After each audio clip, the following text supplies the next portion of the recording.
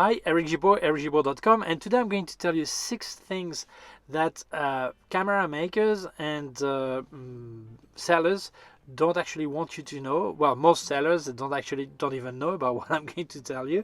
But why don't they want you to know? Because basically you would have probably bought a cheaper camera, and probably you would not need to change your camera in the near future.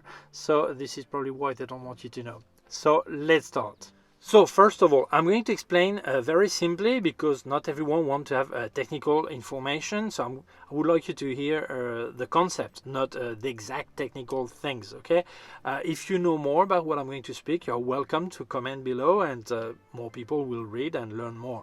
But to make it simple and not too long, I'm going to explain basically, okay? So the first information we're going to speak about is the real resolution of your sensor. This is not really important. The important is the result, but it's good that you know how it works. Well, there are several kinds of sensors. Most of them have a Bayer's filter in front of it, and you have also the X-Trans system by Fujifilm, the Foveon system by Sigma, but most sensors are using Bayer systems. So I'm going to explain this. I'll speak a bit more about the others, but let's speak about this one, okay? So most people know that on a sensor you have photoset that actually capture light, but most people think that just capture any color. First of all, it doesn't capture any color. You make up all the colors based on these 3 colors, which is red, green, and blue, okay? And the thing is, not each pixel is carrying the 3 colors. They get in charge of only 1 color. So this is why they put a Bayer filter in front of it. So each photoset is actually in charge of 1 color. So pixels are actually organized in a square like this, okay? Well, it's more rectangle than a square, but it doesn't matter. And then you have 1 blue pixel. You have 1 red pixel. And you have 2 green pixels. Why is it you do have more green? Because the human eye is more sensitive to the green, so they give more weight to green. Okay, but what does that mean? It means that if I have a sensor like, let's say, 10 million pixels, that's here. The reality is that I actually have 5 million pixels for green, 2.5 million pixels for blue, and 2.5 million for red. This means that my actual maximum use of the pixel is about 50%, which is my real resolution is 5 megapixels, not 10. And this is in case I actually use all the pixels. But let's say I'm making a picture where everything is blue with different tones of blue, and you don't have red, you don't have green. Actually, I'm working with 2.5 million pixels, not with the 10 million pixels I was working with.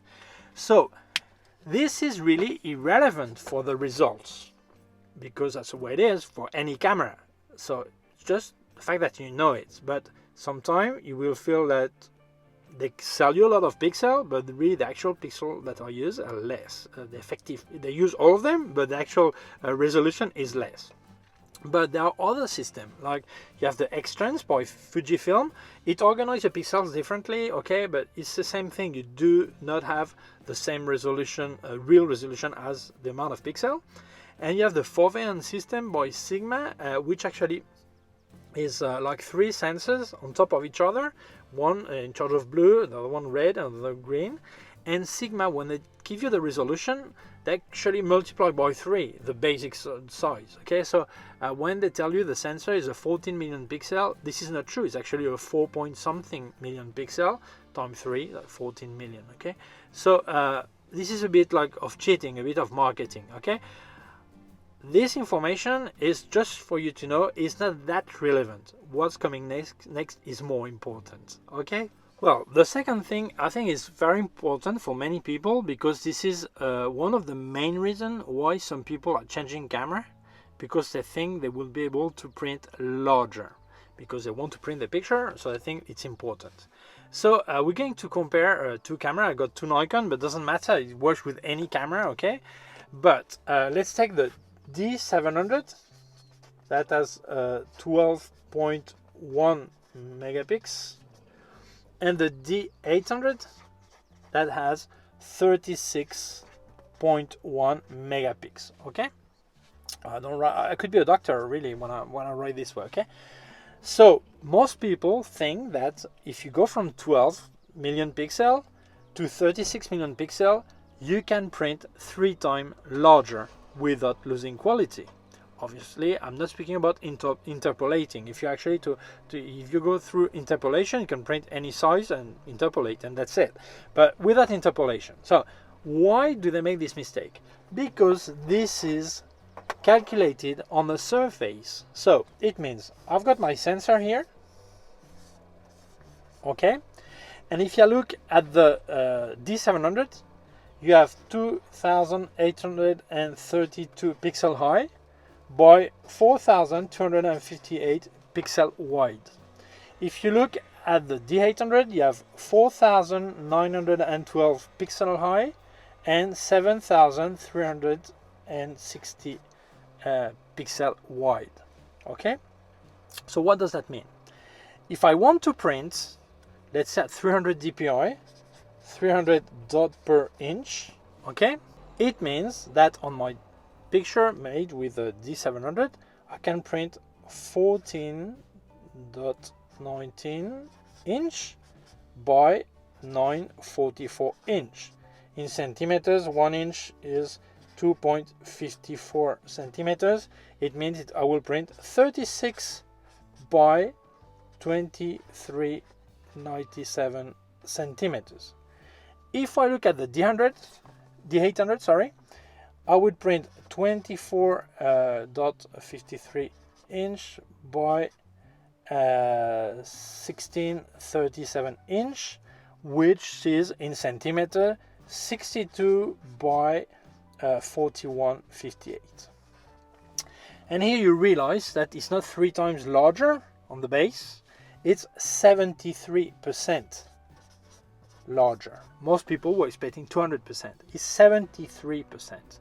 So what does this mean? It means that many people, maybe they don't go from 12 million pixel to 36, but many go from 12 million pixel to 24 million pixel. They expect to be able to print twice as large without interpolation, and then they realize the quality is not there. If they print twice the size, it's not the same quality. It's less quality than the smaller one. Okay, why? Because actually from 12 to 24, you actually get about a third larger picture. If you want to have twice the size, you must multiply the resolution by 4. It means to have the same quality print without interpolation and twice the size, you should get from a 12 million pixel go up to 50 million pixel. And this is when many people are disappointed because they just bought a new camera, go from 12 to 24, and they expect really larger print without interpolation, twice the size, and they don't get it. And this is why, because this is simple basic math. A surface is not like linear, and they think linear, it's actually surface. Okay, so let's go for more information. Well, not everyone gets to the end of a video because you have the title at the end of this, so I'll tell you now. In case you wanted to make a donation, I'll leave you my PayPal account in description. There's no obligation whatsoever. I thank you for it if you do it, and that's it. So let's carry on. On the first point, we saw that the actual resolution that is, you use all new megapixel, but the actual megapixel that result is about half. But, well, it's irrelevant because every camera is like this, so it doesn't matter if they tell you that it's a 24 megapixel and the real use is 12. Doesn't matter because if you look at the competition, different camera, it'll be the same thing, okay? But what I'm going to tell you now will affect you if you change camera for better, higher, or better, or let's call it higher resolution, because it will probably affect you. So this is called diffraction. So what is diffraction? Well, actually, when you have a ray of light that goes through the aperture, okay, that goes like this, if the aperture is really close, then it opens behind, okay? If the aperture is really wide, then it goes through and stays a thin ray of light, okay? So to explain really basically, okay? So here you have your sensor with all your pixels. It means that if you get a thin ray of light, each pixel is receiving its own information, its own detail, okay? But if the ray of light is wide, it will not cover just one pixel, but several pixels, maybe 4. So it means the 4 pixels actually getting the same information. It means that your 10 million pixel sensor now is working as a 2.5 million pixel, because although the pixels are there, the information each receive is exactly the same as the neighbor. So you lose on details. You have less details for your resolution. So very often you see it if you look at a leaf of a tree, for example, against the sun, against the light. You look at the edge. Then it's like fuzzy, a bit really strange. Why? Because you have a loss of details everywhere, but you really notice on these edges. Okay, you will notice there's a problem there. So it means that what's important is the aperture you actually use. At one time, when you close too much, you will get diffraction. But also, if you get a sensor with higher resolution, it means that in the same size sensor, to fit more resolution, you need to make smaller pixels. It means that you need a thinner ray of light to get to each pixel, not to 4 at the same time, or 8 at the same time, or 16 at the same time, times 4 every time. No? Okay, so if you get higher resolution, to keep a thin ray of light, you actually need to close less your aperture. It means like if your 12 million pixel sensor, you were working at f11 with no diffraction, probably when you work with your 36 megapixel sensor, you will get diffraction at f11. What does this mean? This means that if you're a portrait photographer and you always work at 2.8, you will not notice anything and you will be happy to have more resolution maybe, okay? But if you're a landscape photographer or you're a product photographer or macro photographer and you actually want to have most details, but you also want to have quite a bit of depth of field because you want everything in focus, you're used to close the aperture. That means that if you start closing the aperture, you will lose detail on your picture. So the only way to do it is to do focus stacking. So what will you do? You will not close as much your aperture, so you will have a shallower depth of field. And as you don't want it, you're going to do focus stacking. It means you're going to make several pictures, getting a different point of focus, and then you will stack all the picture. You can do it in post-production or your camera does it, depends on the camera you have. But this way you will get everything in focus without diffraction because you didn't close too much the aperture to a point that you would get diffraction. So it means that many people, they don't know that, they get a camera with higher resolution expecting a better quality, more details in the picture, and they don't get it. Why? Because diffraction is eating these details, because the ray of light covers more pixels at equal aperture because those pixels are smaller. So what they were thinking to gain, they actually lose it. So the only way is to have some more work to get really the higher quality they wanted. And many people don't know that, and many people would probably prefer to keep that 12 million pixel or 24 million pixel and be happy with it instead of getting with a much higher resolution and have this problem that oblige you to do a different way of working. Okay, so intelligence artificial is helping quite a bit for diffraction, but still it's not there yet. So maybe for you, if you're a product photographer or a macro photographer or landscape photographer and you are not willing to do focus stacking to avoid diffraction, then you will regret to have changed cameras. Well, most people, when they hear the word resolution, they think about sensor. Sensor, resolution, sensor. That have been brainstormed or brainwashed, and they feel sensor, resolution, sensor. But they forget something that is really important. This is the lens resolution. Yes, because the lens also has a resolution. It means that the ray of light should cover 1 pixel, not 4 at the same time as we had in diffraction. So diffraction may enter, but at least when you are not in a situation where diffraction should enter or would enter, at least have it to work properly. It means, like, for example, if you have your 12 million pixel sensor, and the resolution in lenses is counting lines, not in pixels, okay? But it's the same thing, doesn't matter. If you have 2832 pixels high, and your sensor, your lens is able to have enough ray of light to cover each pixel in its height, okay? It means you have no problem. Your lens resolution is matching your sensor resolution. If you have 3000 possible pixel high lines with your lens, it's no problem. It will cover the sensor, and each pixel will be fed properly. Okay, but let's say you buy a sensor, a D800 for example, with 36 million pixels. That needs 4912 pixel high, and your lens is actually covering 3000. It means a ray of light will cover not 1 pixel, but maybe 2, maybe 3, maybe 4.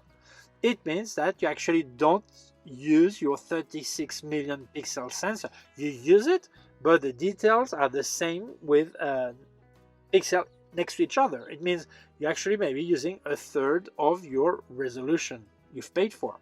Why? Because your lens is not giving enough resolution. So this is a big problem that many sellers, they actually tell you to change your camera body for higher resolution, and you feel it's going to give you a better quality, but it doesn't. Why? It does only if you have a lens that can cover this new resolution, this higher resolution. Otherwise, you're not getting it. So many sellers forget to tell you, yes, you can get this better body, but then you need to have the right lens for it.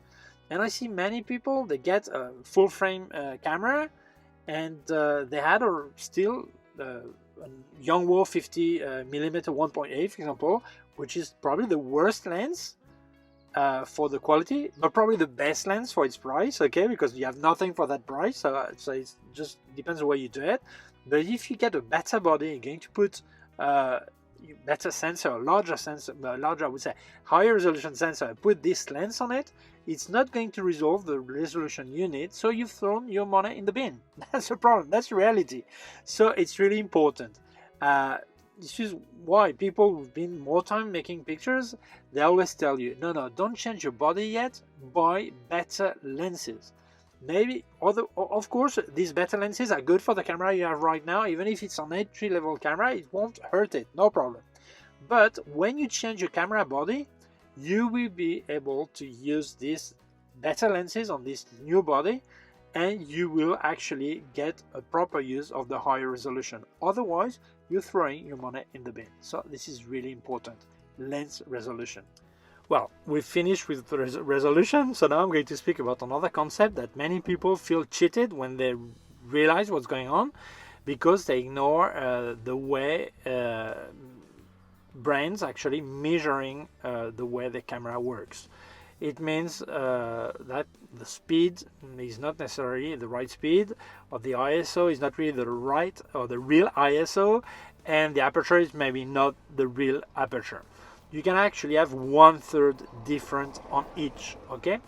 And people normally, they realize there is a problem. They don't know what it is, but they realize that there is a problem. Like, for example, I've got a zoom 2.8 and I buy a prime lens 1.8. I put both on 2.8, and surprisingly, I see that one picture gets more light with the same rest of the configuration or setting than the other. So let's speak first about the lens, we'll speak about the rest, and then they start to realize there's something wrong. Why is this lens more luminous than this one if they both say it's 2.8, or they set the aperture on both on 2.8 or f4, whatever, okay? Well, many people ignore that there is a T factor. They know the f1, f2.8, but they don't know the T1. T1 is a transmission factor. It means the way the light is traveling through the lens, and the quality depends on the quality of the glass that is being used, the build of the lens, and several things like this. Okay, so it means that actually, although you buy a lens that says 2.8, the light that actually reach the film or the sensor can be like if it was 3.2 or 2.4. Normally it's not less, okay, but 3.2. So it means you can have a third difference. So only the cinema lens guarantee that T is equal at F. Why? Because when they were working in cinema with film and not digital, but with analog film, they could not afford to film the whole shot, the whole film, and have a difference. Because if you use two cameras and you want to know that 2.8 is 2.8 and f4 is f4, and that's it. No bad surprise. So they guarantee that the T factor is the same as the F factor. But on our cameras, normal cameras, there is a difference. So if you go to the DxO website, normally they give you the F and also the T. So sometimes you will realize something strange, like I think it's a Canon 70-200. Don't take me on this one, check, because I don't remember exactly the example, but I think it was the Canon 70-200 2.8 that was giving a 3.2 T factor. And there was a Sigma 70-200 that was giving, I think it was 3.0. It means that both at 2.8, the Sigma lens is giving more light. So it's for you, the luminosity of your lens is the most important thing. It's important that you try to know the T factor. Otherwise, you may get disappointed, because some people want to have a more luminous lens, but not actually for luminosity, just for depth of field. But the transmission factor will affect the light that is getting to your sensor. So it's important you know that. Okay. Second, it's not just this. It's also, you can have a third difference on everything, on the speed, on the ISO also, not just on the aperture, and the way the transmission is being, the T factor is doing. Okay, so it means, like for example on Olympus that says it's a 200 ISO base ISO, it's actually 160. So it means there is a third difference, and you could have a third on speed and a third on the rest. So it means if you start to add up the 3/3, you can up to one aperture difference, one stop. It means like you have a camera with its lens mounted on, and you have another camera with a different lens, and then you realize that you get twice more light or twice less light on one than the other, which is one stop. And some people feel that they've been cheated. I am with a friend making picture. I've got my camera on 100 ISO, 2.8, 125th of a second. He has the same thing, same setup, everything, same settings, and he's get twice more light. Why? Probably because the camera is different. Obviously, I speak different models and different brand. I don't speak, for example, not two D800. I speak one D800 and one D5600, for example. If we speak about Nikon, it could be with any camera. Okay, so you'll get this difference, and many people ignore this. So this is why they get disappointed.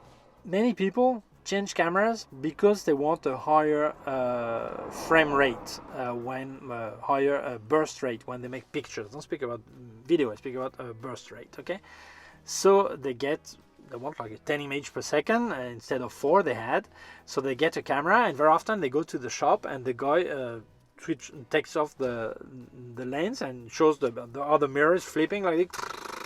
If it's a mirrorless, obviously there's no flipper mirror flipping. You actually listen to the noise of the shutter, but it's really easy to do that. Many YouTubers do it. I've done it myself to show how it sounds like. So you feel this is a perfect camera for you, 10 images per second or 15 or whatever, and you buy it. And then you get to real life, and then there is a problem.